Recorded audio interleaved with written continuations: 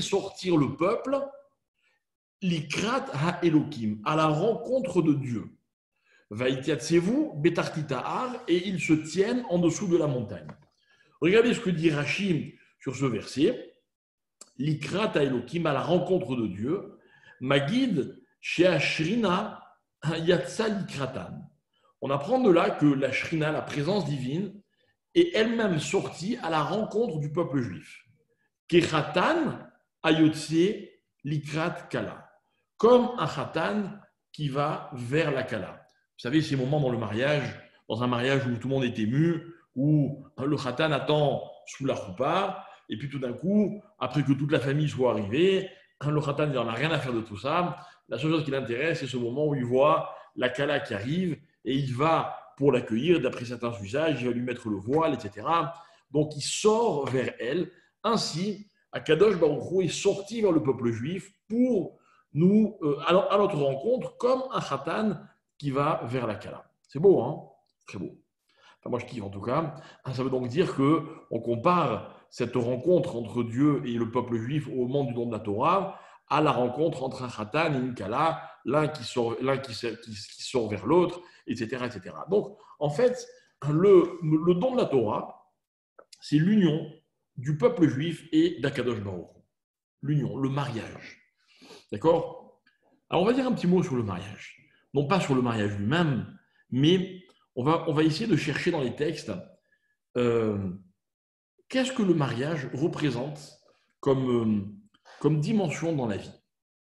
Il y a un livre que vous connaissez sans doute, en tout cas au moins de réputation, qui s'appelle le livre de Michelet. Michelet en français, on traduit vulgairement en disant les proverbes. En fait, il faut comprendre une chose, c'est que Michelet, donc c'est le pluriel du mot machal. Machal, c'est un exemple, c'est une allégorie. Et en fait, le roi Salomon, dans ce livre exceptionnel qui s'appelle Michelet, va faire passer des messages chaque fois à travers des langages un peu détournés. Vous voyez, des fois, quand on veut faire comprendre à quelqu'un une chose importante, plutôt que de lui dire ce qu'on a à lui dire de façon, j'ai envie de dire, un peu lourde, un peu compliquée, il vaut mieux lui faire entendre par des exemples, par des allégories. C'est ce que fait le roi Salomon.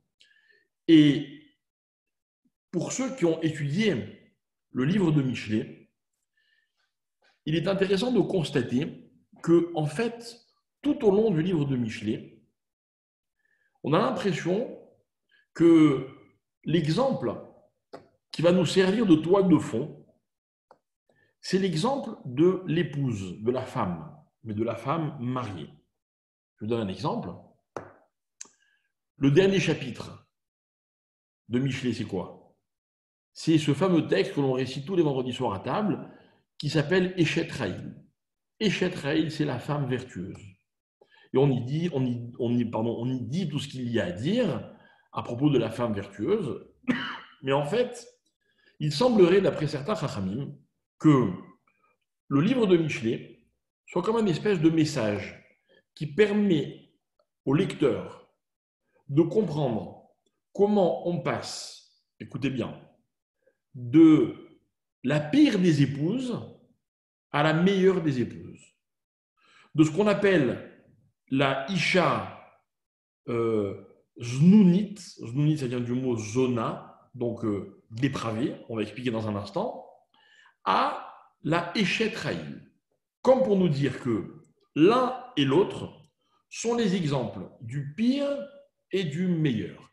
Il n'y a pas de plus belle image, selon le roi Salomon, que celle d'une épouse digne de ce qualificatif de Eshet Raïl. Il n'a pas trouvé de plus belle image. La perfection, hein, si on devait la donner en donner un exemple, eh bien, Shlomo HaMelech a choisi Eshet Raïl, la femme vertueuse. Il y a une notion qui va revenir plusieurs fois dans le livre de Michelet. Cette notion, mes chers amis, est celle qui va être appelée Eshet Ne'orim. Eshet Ne'orim. Par exemple, je vous cite un verset. Dans le 5e chapitre, verset 18. Yehi mekorcha baruch. Un vesamach me Eshet Ne'orecha. Mesimar Meshen Neorecha. Donc, littéralement, tu seras une source de bénédiction et heureux de ton épouse, de l'épouse de ta jeunesse. Eshet Neorecha. Shlomo Ameler va utiliser comme fil conducteur de tout ce que je viens de vous expliquer le concept qui s'appelle Eshet Neorecha. Littéralement, la femme, l'épouse de ta jeunesse. Alors, pour juste qu'on comprenne de quoi est-ce qu'il s'agit.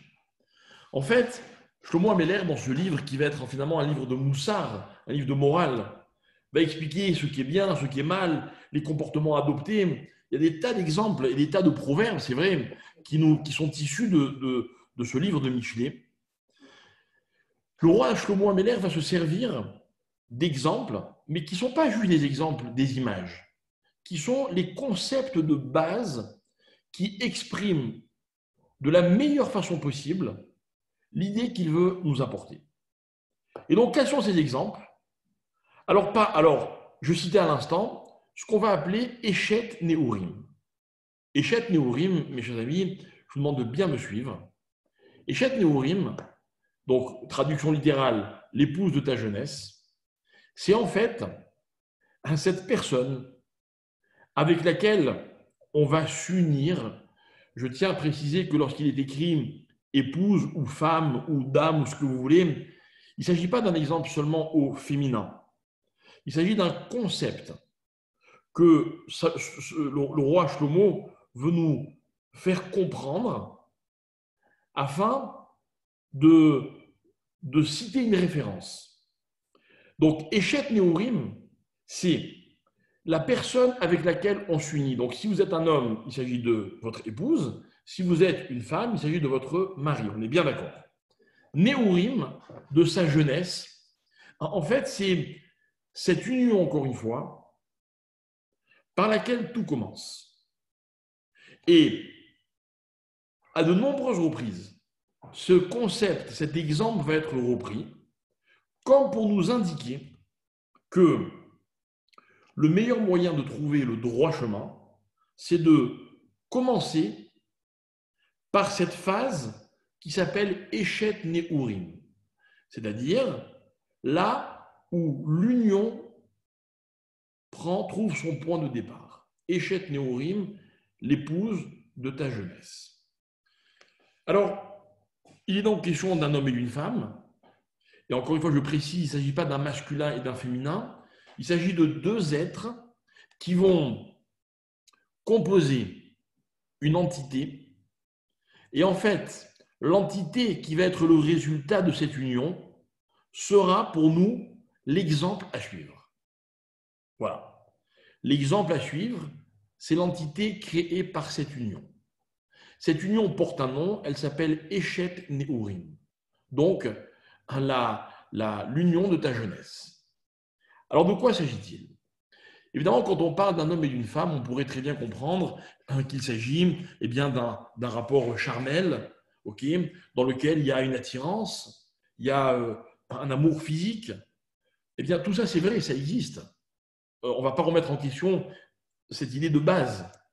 Mais on va essayer d'élever un peu le débat et on va essayer de mettre un peu de noblesse dans cette histoire d'union. Un homme et une femme, dans la Torah, c'est toujours l'exemple d'un donneur, d'un receveur, et ce qui a été donné puis reçu va donner un résultat. Un donner et recevoir, c'est une idée qui est très masculine et féminine, même si les rôles sont souvent inversés, mais l'idée de base restera toujours la même, et cette notion va nous amener à un résultat. Mais avant cela, encore une fois, j'espère m'être bien fait comprendre, ne vous arrêtez pas aux mots homme, femme, épouse ou ce que vous voulez, mais à l'idée, au concept de cette union. Et pour définir l'union, Shlomo Ameler va nous parler de 3 types de personnes. L'idéal, Eshet Nehurim, là où tout commence, donc l'épouse de ta jeunesse. La pire, Eshet Zenunim, donc la femme de petite vertu.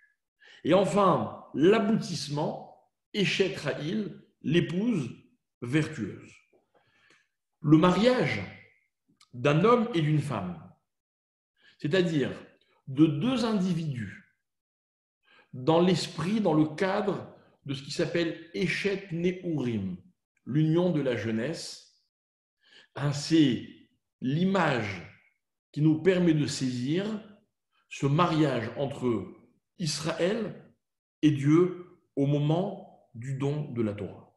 Il y a un mariage, il y a deux conjoints, il y a une relation unique qui s'appelle celle de ta jeunesse. Pareil, il y a le mont Sinaï, c'est comme la Choupa, il y a les conjoints, Dieu, le peuple juif. Et la question va être de savoir, est-ce qu'ensemble, on va former cette union qui s'appelle Eshet Nehurim. Alors mes amis, pour arriver là où je voudrais vous emmener, on va d'abord expliquer un certain nombre de notions. D'accord? Donc en effet, vous savez que l'adultère, la dépravation, l'immoralité, s'appelle dans la Torah Znout. Znout. Znout, ce n'est pas seulement de la prostitution, mais c'est une union qui est interdite. Écoutez bien, c'est quand les éléments qui sont censés se retrouver ne correspondent pas. Et nous allons expliquer pourquoi ils ne correspondent pas.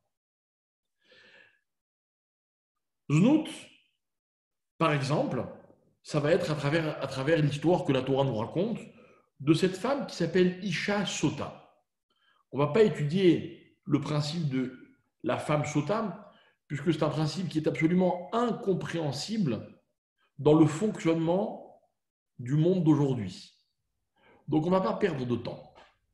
On va juste expliquer qu'il existe, d'après la Torah, des gens qui se comportent mal.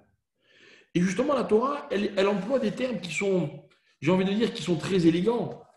Regardez, on est en plein dans la paracha de la semaine, puisque la paracha de la Sota est écrite dans la paracha que nous allons lire cette semaine.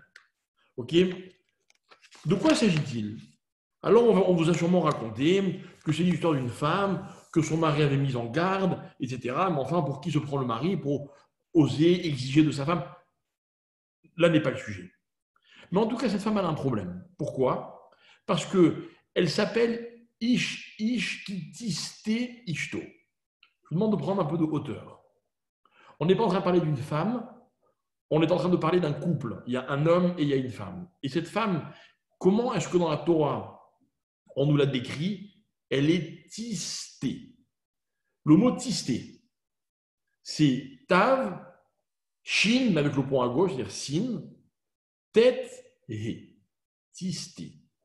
Normalement, le mot sota ne s'écrit pas avec le sin, mais avec le samer. Ok? Pourquoi?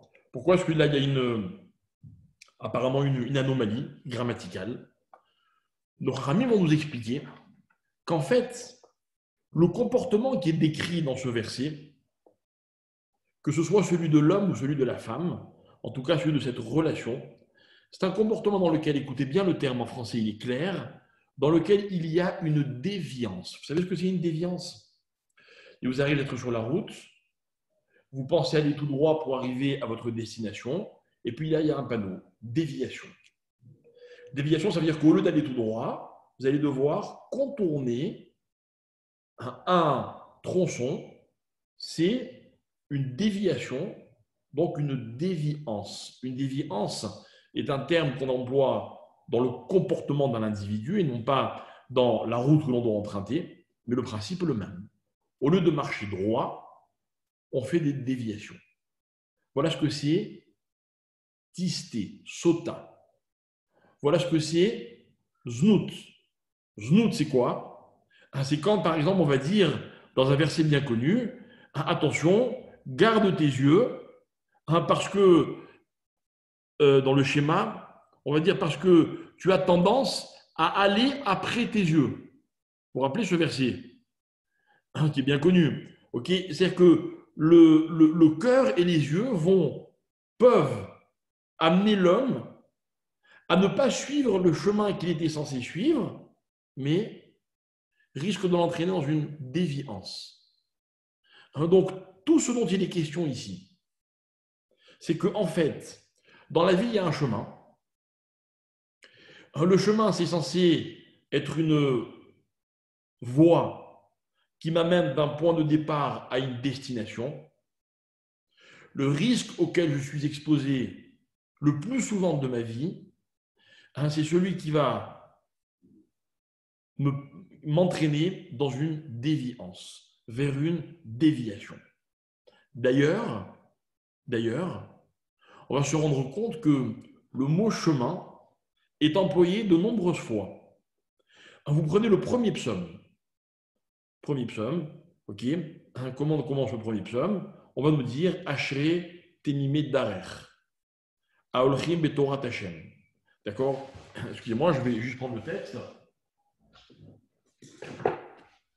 On va nous dire, par exemple, que heureux l'homme, ok, Ashrei Aish Asher Lo Halach, ou Bederech Hataim Lo Amad. Donc on va dire heureux l'homme qui n'est pas allé dans tel chemin. Et à la fin, on va me dire Ki Odea Hashem Derer Tzadikim, le chemin des Tzadikim, mais aussi le chemin des Rechaïm, des impies. Sans arrêt, on parle de Derer. Pourquoi? Parce que le parcours de la vie s'appelle Derer. Ok? Encore une petite précision. Le verset que j'ai dit tout à l'heure, en fait, c'est le premier du psaume 119.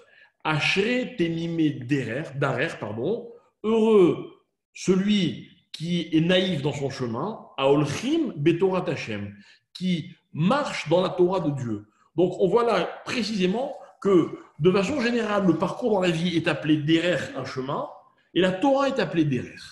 Et en fait, la défaillance d'un homme, c'est quand, au lieu de suivre le chemin, eh bien, il va dévier de sa route. Voilà, mes chers amis, imaginez que je vous pose la question, mais vous pouvez vous la poser tous les soirs, au terme de votre journée. Est-ce que, dans la journée passée, vous avez cheminé dans le derer que vous vous étiez fixé, ou est-ce que vous avez dévié? Voilà une question intéressante à se poser. Alors, vous pouvez la poser tous les jours, toutes les semaines, tous les mois, tous les ans, tant que vous voulez. Mais c'est ça la vraie question. Maintenant, regardez, je vais aller encore plus loin. Dans la Mishnah de Kiddushin, donc la Masechet, le traité, dans lequel le sujet, c'est justement le mariage. On va nous parler de la façon d'épouser une femme. Comment on se marie? Et quel est le terme que va employer la Mishnah? Il y a 3 façons de se marier. Bishlosha derachim. 3 chemins. Donc le chemin, c'est la vie en général. Le chemin, c'est la Torah. Et il semblerait que le chemin, c'est aussi le mariage. Voilà pourquoi, mes chers amis, quand on dévie de cette trajectoire qui s'appelle le mariage, appelé dans la Mishnah derer, comment ça s'appelle? Ça s'appelle znout, ça s'appelle sota, ça s'appelle dévier. Une déviation dans la vie ou une déviance dans le comportement. Donc, ça veut dire qu'en fait, l'erreur, la faute, elle est toujours exprimée de cette façon-là, dans la Torah. On a donc une idée qui est un facteur commun. Voilà. Donc, j'espère que vous m'avez bien compris. Derer, c'est le chemin que je suis censé suivre. Et la déviation, la déviance, c'est la faute. Voilà pourquoi on a la Eshet Chayil, l'épouse pieuse, dans la relation qui est réussie, qui est parfaite, et on a Eshet Zenunim, la femme de petite vertu, quand la relation ne va pas du tout et que l'on dévie du chemin que l'on s'est fixé. Première idée, mes chers amis. J'arrive maintenant à ma deuxième idée et vous allez voir comment les choses après vont se compléter et s'imbriquer les unes dans les autres. La Guémara nous parle à plusieurs reprises des enfants. Il y a un terme qui revient avec plusieurs mots, mais qui veulent dire la même chose. On va dire, par exemple, on va désigner le fœtus ou le bébé. On va l'appeler Oubar dans la Mishnah, dans la Gemara. Et la Gemara va dire Ubar Yerech Imo. Je traduis. En fait, l'embryon, le fœtus, littéralement, c'est la jambe de sa mère. La Gemara va nous expliquer qu'en fait, c'est une partie de lui-même. Pas seulement au niveau affectif, il y a dans un tas de contextes, c'est une partie de lui-même. Ailleurs, la Gemara va dire qu'est-ce qu'un fils pour un père? Et la Gemara va dire Bara Kera de Avoua. Le fils, c'est la jambe de son père. Vous voyez, mes chers amis, on aurait pu dire la jambe, comme on aurait pu dire le bras, comme on aurait pu dire le cœur, comme on aurait pu dire n'importe quoi d'autre. On a choisi la jambe dans les deux cas que je viens de vous citer. Comme si on voulait signifier par là que la vie est un chemin et que la difficulté, c'est de marcher, de progresser dans ce chemin. Et pour progresser, on a besoin de nos jambes, de nos pieds. Alors, l'enfant d'un homme ou d'une femme, il est considéré dans la Torah, dans la Gemara, comme les jambes qui nous permettent de progresser dans ce chemin. Quelle est cette idée-là? Ailleurs, on va nous parler par exemple de tous les agissements d'un homme. Quand un homme fait du bien, la Gemara va appeler le bien de l'homme, elle va l'appeler Pérot. Pérot, ce sont les fruits. Quand dans la vie, mes chers amis, vous faites quelque chose de bien, ce que vous faites s'appelle Pérot, s'appelle les fruits. Ok? Les fruits, mes chers amis, quand vous voyez un arbre et que l'arbre pousse et que l'arbre donne des fruits, l'arbre, il a atteint son objectif. C'était pour ça qu'il était là. Pareil, quand un homme fait du bien, le bien de l'homme, il s'appelle les fruits de l'homme. Vous savez ce que c'est un fruit? Un fruit, c'est le résultat de l'arbre, mais qui porte en lui les graines du prochain, et ainsi de suite. Donc c'est un cheminement. C'est un parcours qui ne s'arrête jamais. Il y a une expression que vous connaissez sans doute. Vous savez, le musée de la Shoah à Jérusalem s'appelle Yad Vashem. Yad Vashem, c'est-à-dire la main et le nom. D'où vient cette expression? Cette expression, mes chers amis, vient d'un verset du prophète Isaïe, Yeshayahu, chapitre 56, un verset 5. Il est écrit là-bas à propos des gens vertueux, mais qui n'ont malheureusement... Pardon, à propos des gens vertueux. Le texte dit « Venatati lahem beveti ou bechomati » je leur donnerai dans ma maison et dans mes murailles, littéralement, « Yad Vashem tov mi banim ou mi banot » Shem olam etenlo asher lo ikaret.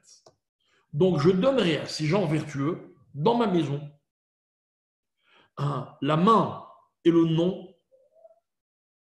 qui sont mieux que des fils et des filles, parce que c'est un nom éternel que je leur donne, qui ne s'arrêtera jamais. Mes chers amis, on parle des actions de l'homme. Les actions de l'homme, elles sont comme des enfants. Imaginez deux couples. Un couple qui a des enfants, beaucoup de petits-enfants, beaucoup d'arrière-petits-enfants, et on voit tout de suite une descendance magnifique. Et on se dit, voilà un couple qui aura laissé marquer le monde. Et à côté, un couple qui n'a pas d'enfants, Dieu préserve. Mais ce couple a fait beaucoup de bien. Alors Dieu dit à ce couple-là, ne t'inquiète pas, je te laisserai Yad Vashem, la main, c'est-à-dire la main c'est le résultat de l'action, et Shem c'est le renom, qui seront mieux que des fils et des filles. Pourquoi? Parce qu'un fils, une fille, ma foi, on va les élever, les éduquer, leur donner un exemple, et un jour ils feront ce qu'ils veulent. Alors qu'une action, quand elle est bonne, elle reste bonne indéfiniment, pour l'éternité. Évidemment, je ne demande pas de choisir entre l'un et l'autre. Mais c'est pour expliquer qu'en fait, ce que l'on sait des enfants, on doit l'attribuer également aux bonnes actions. De la même manière qu'un enfant, c'est un fruit. Une action, c'est un fruit. C'est-à-dire c'est l'arbre qui donne quelque chose qui va lui permettre de donner un prochain arbre et ainsi de suite. Une histoire qui ne s'arrête jamais. Voilà ce que c'est la bonne action. Voilà ce que c'est Pérot. Perot, c'est le résultat de nos actions. Mais les actions, elles amènent encore autre chose. Cette autre chose, c'est Shem. Yad va Shem. Shem, c'est un nom. Vous savez ce que c'est le nom? Alors, rapidement, parce que ce n'est pas vraiment notre sujet, mais l'idée est trop belle pour que je passe à côté. Vous savez, il est écrit dans un verset absolument magnifique, encore une fois du prophète Isaïe, dans le chapitre 43 cette fois-ci. Il y a marqué comme ça: Kol anikra bishmi velirvodi, barativ yatzartiv af asitiv. Je traduis. Tous ceux qui portent mon nom, pour mon honneur, je l'ai créé, et en fait, je l'ai créé 3 fois. Barativ, yatzartiv, asitiv. De là, on apprend. De là, les Chachamim apprennent que lorsque Dieu a créé le monde, écoutez bien, il a d'abord donné un nom au monde avant même de le créer. Comment s'appelle le monde? Alors, prenons le début de la Torah. Bereshit, bara, Elohim. Au commencement, qu'est-ce qu'il a créé? Il a créé Elohim. C'est quoi Elohim? Et Hashamayim vet haaretz. Le ciel puis la terre. Vous voyez, nous on a l'habitude de dire au commencement, Elohim a créé. Non. Au commencement, il a créé Elohim. Et c'est quoi Elohim? C'est le ciel, la terre et tout ce qu'ils vont contenir. Ça, c'est l'explication de ce verset. De là, on apprend quelque chose, mes chers amis, c'est qu'une création s'appelle création quand elle porte un nom. Or, quel nom donner à une création? Facile, le nom de son créateur. D'accord? Vous savez, tous les députés du monde ont un rêve. C'est d'inventer au moins une loi qui portera leur nom. Et puis, ils sont rentrés dans l'éternité. Parce qu'il y a une loi qui porte leur nom. Un scientifique, son rêve, c'est de créer un théorème qui va porter son nom. Et puis, il rentrera dans la postérité. D'accord? Finalement, c'est ce qui se passe dans les textes de la Torah. Rabbi Shimon disait, Rabbi Antel disait, Rabbi Meir disait. D'ailleurs, on nous dit, attention, quand tu cites un enseignement, cite toujours le nom de celui qui te l'a donné. Pourquoi? Parce que le nom donne à la création toute sa valeur. Si vous avez intégré ce que je viens de dire, écoutez bien ce qui suit. La Torah me dit au moment de la création du monde, quel est le cahier des charges selon lequel Dieu va créer l'homme? Réponse: Naase Adam, Betsalmenu Kidmutenu. Faisons un homme à notre image, dit Dieu. Alors Dieu va créer l'homme. Vaïvra Elohim et Adam, Betsalmo, il a créé l'homme à son image. Écoutez bien, Betselem Elohim Baraoto. Il l'a créé à l'image de Elohim. On vient de me dire qu'il a créé à son image. Pourquoi préciser qu'il a créé à l'image de Elohim? Réponse: de la même manière que Elohim, c'est le nom créateur. Dieu a créé l'homme créateur. Mais comment l'homme peut-il créer? Tout a déjà été créé. En kol chadash tachat hashemesh, disait le roi Salomon. Réponse: l'homme est capable de donner son nom à ce qu'il fait. Mes chers amis, quand dans la vie on nous attribue quelque chose, tu as vu ce qu'a dit un tel? Tu as vu ce qu'a fait un tel? Quelque part, c'est un compliment magnifique, à condition que ce qu'on fait, que ce dont on parle, soit louable. Pourquoi? Parce que j'ai créé quelque chose, non pas une invention. J'ai créé une existence. Cette existence porte mon nom puisque c'est moi qui en suis son créateur. Quand un jour, Akadosh Baruch Hu fera le bilan des mitzvot que j'ai faites dans ma vie, on les appellera les mitzvot de un tel, de celui dont on parle. Maintenant, ces mitzvot-là, des millions d'hommes les font et les ont faites. Oui, mais celle-là, c'est la mienne. Celle-là, c'est la mienne. Pour imaginer ce que je veux dire, quand un homme monte à la Torah, comment est-ce qu'on l'appelle? On l'appelle un tel, fils d'un tel. Parce que c'est mon père qui m'a créé. Alors, tout le monde a un père. Et celui qui vient de se convertir, on l'appelle Ben Avraham Avinu. Parce que c'est Abraham qui l'a fait. C'est-à-dire qu'on est tous le résultat de quelqu'un. Donc, de moi sortira également des résultats, des choses, des existences. Voilà ce que c'est Shem. Un Shem, mes chers amis, avoir un nom dans la vie, c'est être celui qui est à l'origine de ce qu'il fait, de ce qui existe grâce à lui. Eh bien, c'est ça un fruit. Un fruit, c'est un élément qui vient d'un arbre. Vous savez, dans un fruit, il y a toujours la petite marque qui montre qu'il a poussé sur un arbre.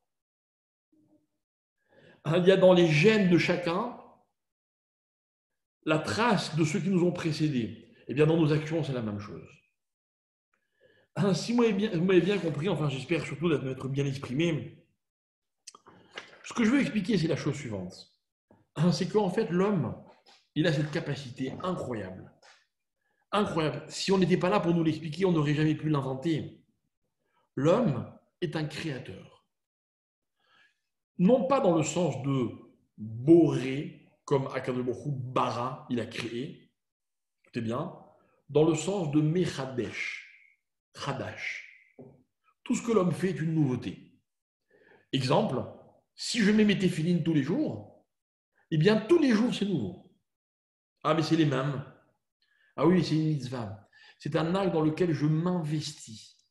C'est le mien, il porte mon nom. C'est un chidouche. C'est une nouveauté.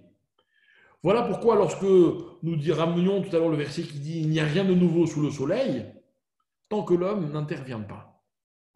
Mais l'homme est capable de générer, l'homme est capable d'agir, de créer des éléments qui sont au-dessus de la dimension qui s'appelle sous le soleil. On est dans un autre système, nous, mes chers amis. Parce que ce que l'on fait va bien au-delà du système dans lequel on est enfermé, j'ai envie de dire, physiquement. Et c'est ça que la Torah nous apporte. Alors, avant de revenir à la Torah, je voudrais que l'idée soit claire. Je voudrais qu'on comprenne bien que, en fait, dans tout notre raisonnement, on a commencé par parler de l'union, du rapport entre l'homme et la femme, du mariage. C'est quoi un mariage, mes chers amis? Un mariage, on dit d'ailleurs dans les textes, on souhaite à un khatan et une kalam une union féconde. La fécondité, et voilà mon chidouche, la fécondité, ce ne sont pas seulement les enfants. Il y a des couples qui ont des enfants, on le souhaite à tout le monde, et puis il y en a qui n'en ont pas. Alors quoi, ils ne sont pas féconds? Si, parce qu'eux aussi peuvent avoir des pérotes. Parce que les pérotes, c'est aussi les actions, les agissements de l'individu. Et quand dans ma vie, j'agis seul, alors je fais des fruits, c'est bien. Mais quand je m'unis à quelqu'un, les fruits que je vais pouvoir faire, créer, n'ont absolument aucun rapport. On est dans une autre dimension. Pourquoi? Et c'est là, mes amis, que je voudrais que l'on comprenne bien.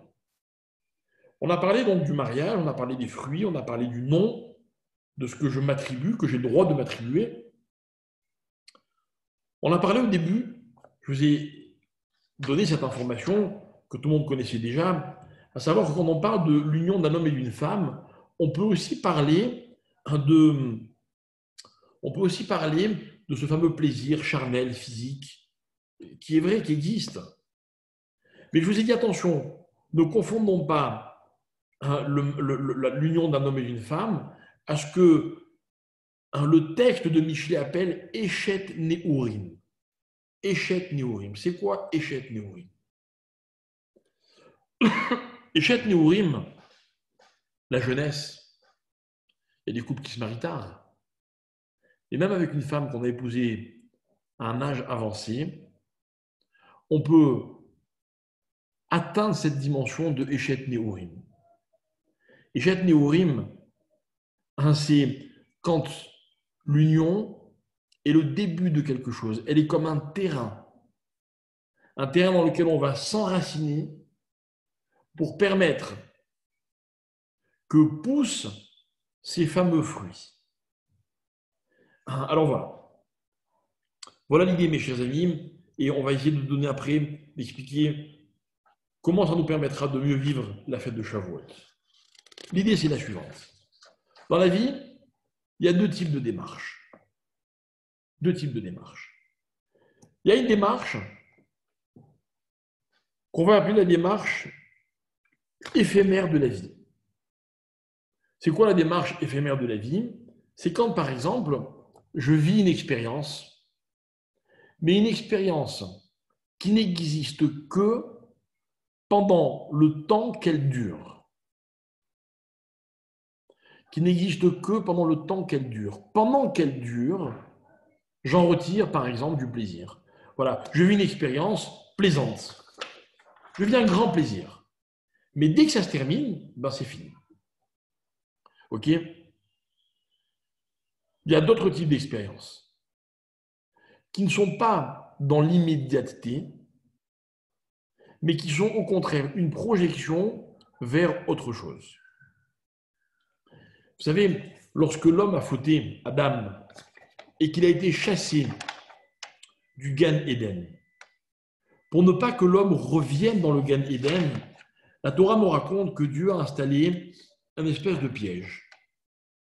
Le piège, c'est quoi? Écoutez bien, on est dans le 3e chapitre de la Torah, à la fin.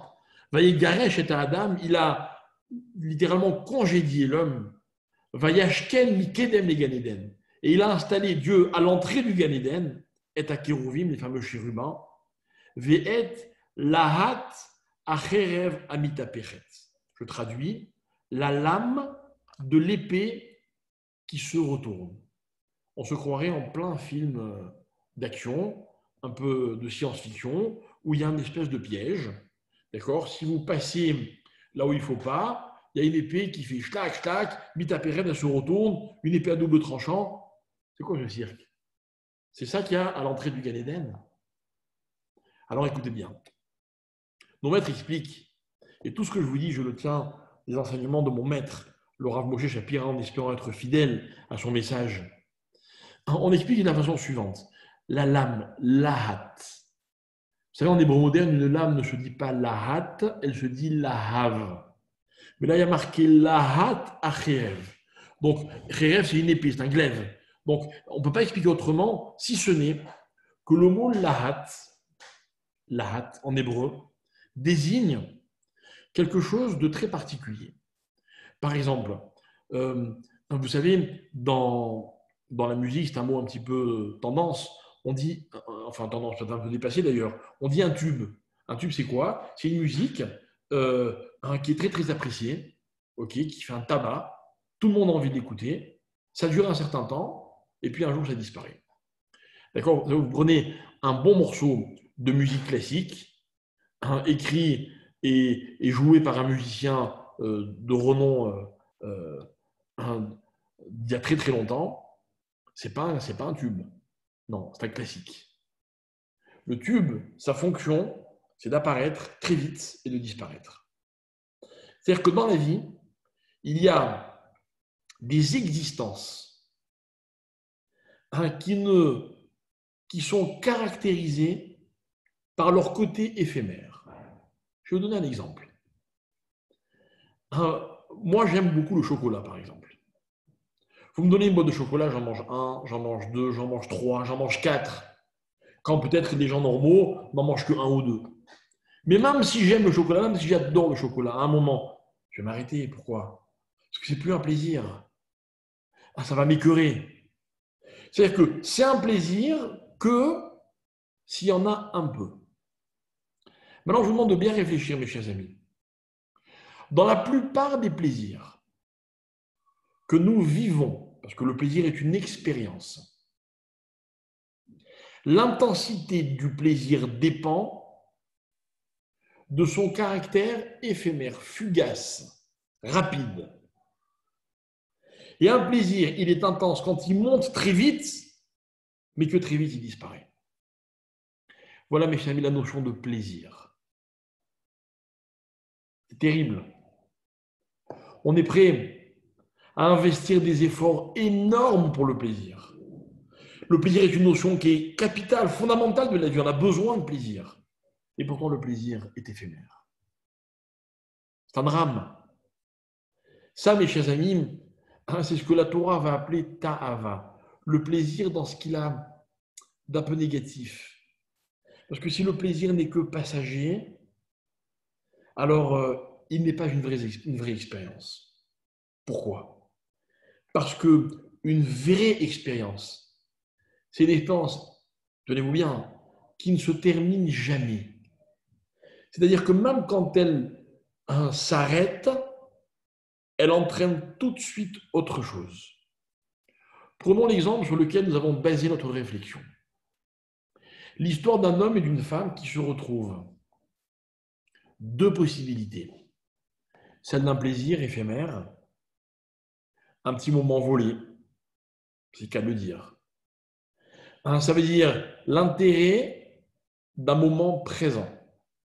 Et puis après, on passe à autre chose. Vous savez comment ça s'appelle? Ça s'appelle une déviance. Ça s'appelle que l'homme était censé suivre un chemin, et puis au milieu de ce chemin, il y a un arrêt. On sort du chemin, on fait autre chose, en espérant après pouvoir revenir sur le chemin, reprendre ma vie.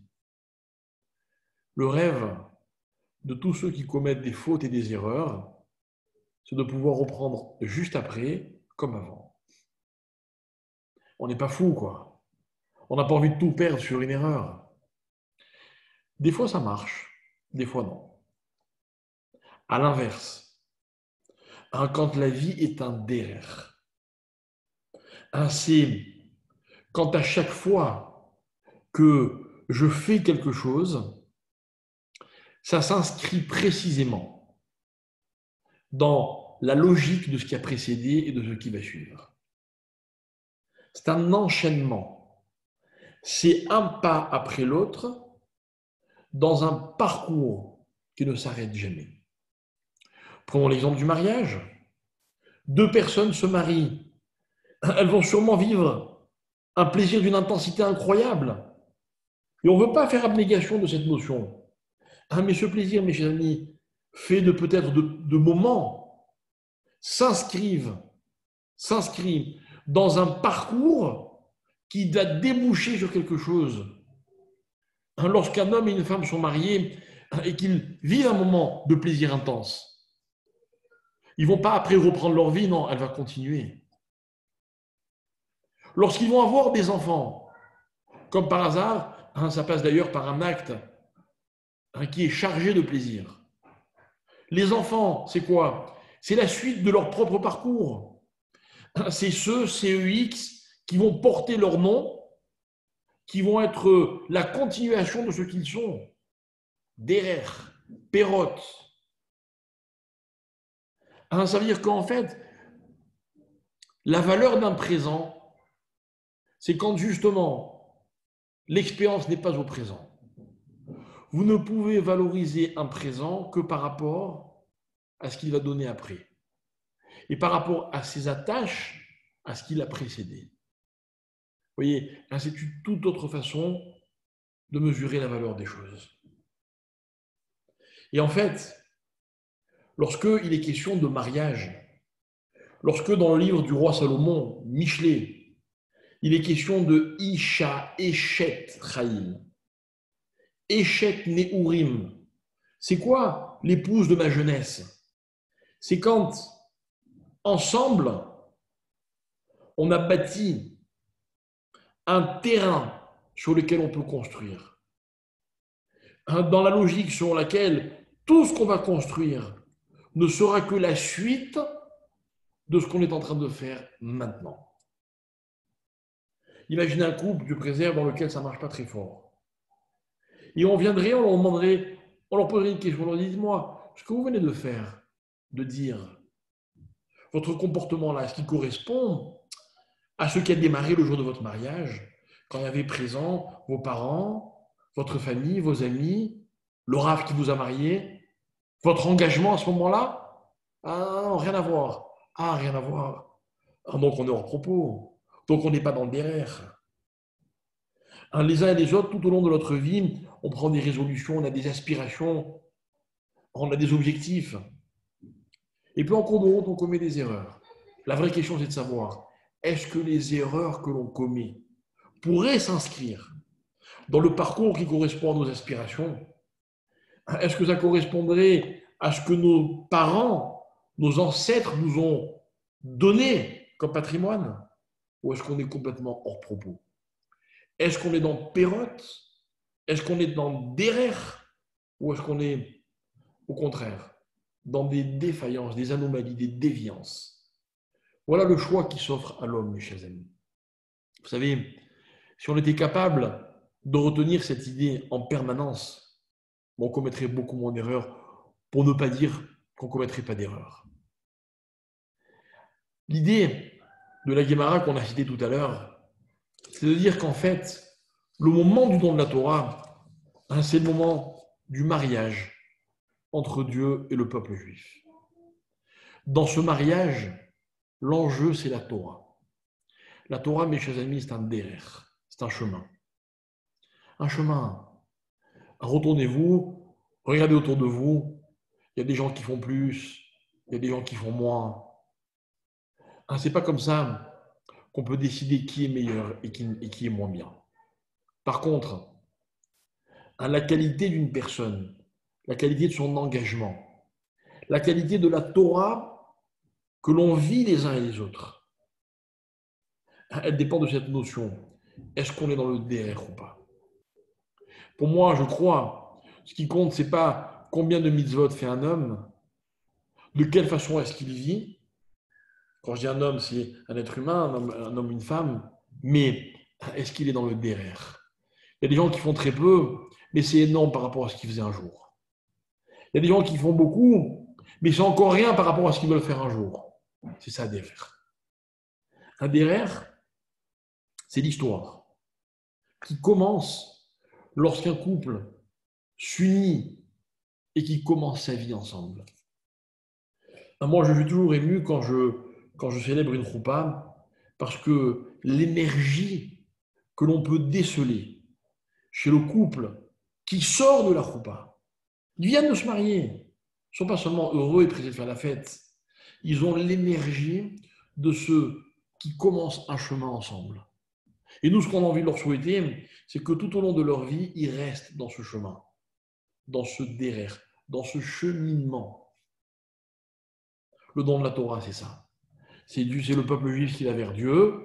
Rappelez-vous ce que disait Rachi. Et Dieu qui va vers le peuple juif. Et ensemble, on va commencer un chemin. Et ensemble, dans notre vie, à partir de ce moment-là, pour toute notre histoire, il y a une voie à suivre. Des fois, on commet des erreurs, c'est humain. Il faut juste savoir que ce sont des erreurs. Il faut savoir appeler les choses par leur nom, c'est tout. Quand on en est capable, on peut toujours se reprendre. Ce qui compte, ce n'est pas de commettre d'erreurs, c'est de savoir quand on en commet. Si ma voie, ma route est clairement tracée et que je vais à droite ou à gauche, je sais que je me suis trompé. Je sais. J'ai une chance de me rattraper, de revenir sur mes pas. Voilà en quoi le don de la Torah est comparé à un mariage. Donc il n'y a pas seulement cet engagement total de la part du peuple juif, cette envie de donner un maximum de la part d'Akadosh Baruch Hu. Il n'y a pas seulement cette foi, cette confiance que nous avons mutuellement, nous en Hachem et Hachem en nous, mais il y a aussi cette perspective que la vie, que l'histoire dorénavant est un chemin qui ne finira jamais. Que chaque chose que je fais dans ma vie, elle est le fruit de ce que je suis et elle est la graine du prochain arbre qui lui-même donnera des fruits et ainsi de suite. Voilà mes chers amis. Voilà la portée d'une mitzvah.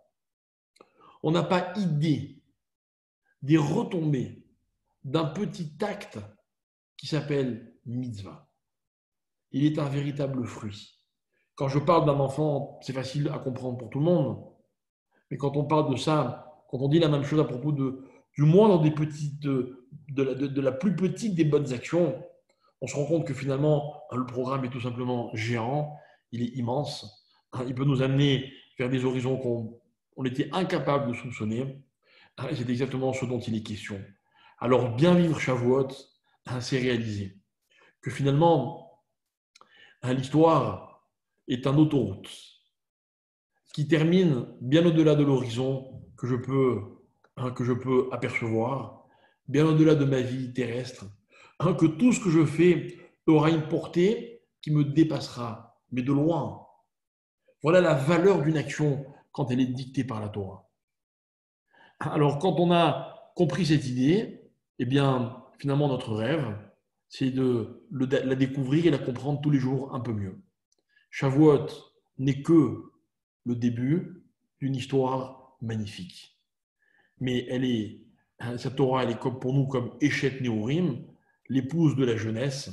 Quand vous avez précisé comment les choses ont commencé, vous avez expliqué quel était le programme pour toute la suite. Voilà pourquoi revenir à Shavuot au moment du don de la Torah, c'est revivre ce moment qui a été le début, comme un couple qui verrait avec nostalgie, en même temps avec beaucoup d'intensité, les souvenirs, les photos du jour de leur mariage, des années et des années après, et qui dirait finalement, on s'inscrit aujourd'hui dans ce programme qu'on avait démarré ce jour-là, et c'est ce que je nous souhaite à tous, que ce soit dans nos vies respectives, mais aussi dans notre cheminement de la Torah, et que grâce à la Torah, chacun de nos actes est une portée que l'on ne peut même pas imaginer, et qu'on aura peut-être un jour le privilège de pouvoir découvrir. Et en tout cas, ce bonheur que la Torah nous donne, c'est cette force de toujours nous régénérer, d'être constamment dans le chidouche, et de savoir que le nom que je porte, je l'attribue à toutes les actions que je fais. Et rien que ça, c'est déjà un programme qui est immense, qui me suffit largement pour remplir ma vie, pour me donner l'assurance et la confiance en moi dont j'ai besoin. Donc voilà un programme qu'il faut dont il faut savoir profiter, user et en abuser. Voilà, merci beaucoup. Chag Sameach, et j'espère donc, si Dieu veut, à très bientôt. Merci beaucoup, Merci, Rabbi. Rabbi. Avec plaisir. Magnifique. Merci, Raphaël, pour son les cours. Avec plaisir, merci à tous. Magnifique. Alors, bonne fête de Shavuot et à bientôt, Bézard Bachem. Merci à vous aussi, à bientôt. Shavuot Tov. Merci, au revoir. Une question, je peux? Oui, bien sûr, avec plaisir. Juste une remarque. Quand tout à l'heure, vous disiez que certaines fautes, on peut les inclure dans notre chemin. Mais en fait, toutes les fautes, peut-être qu'on peut les rentrer dans notre chemin si on fait teshuva dessus. Qui c'est qui parle? C'est Yona. Ouais. Oui. J'ai pas très bien compris la question. Tout à l'heure, vous disiez que en fait, on devait suivre notre chemin et que certaines fautes, on devait réfléchir si elles font partie de notre chemin. Mais en fait, toutes les fautes qu'on fait, c'est une remarque, je suis pas sûr de que ce que je dis, c'est vrai. Mais toutes les fautes qu'on fait, peut-être que si on fait teshuva dessus, eh ben justement, on les inclut dans notre chemin qui nous fait, quand on dit par exemple que même nos péchés, après, quand on fait teshuva, ils se transforment en bonnes actions. Alors, je vais te répondre. Je ne pense pas avoir dit ce que tu viens de dire, mais il n'empêche que tu as complètement raison.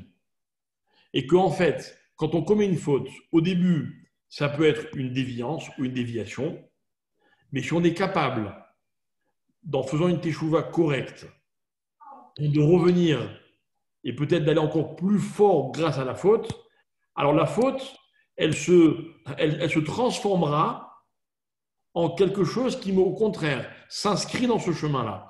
D'ailleurs, ce qu'on dit, on dit que quand quelqu'un a fait teshuva, ok, alors soit la faute elle est annulée, ça dépend de quelle faute, soit elle devient mitzvah. C'est-à-dire quoi, elle devient mitzvah? Comme tu viens de le dire. C'est-à-dire qu'elle s'inscrit, puisque dorénavant, elle m'aura donné une leçon, elle m'aura permis de comprendre et de voir les choses différemment grâce à la teshuva. Donc, elle me permettra, au contraire, de renforcer ce chemin dans lequel je me trouve. Absolument. Merci beaucoup, Ravi. Ok. Voilà. Ok, alors à bientôt, à la prochaine, Bézard Bachem. À bientôt. Kol Tov, Rabbi. Beaucoup. Bientôt.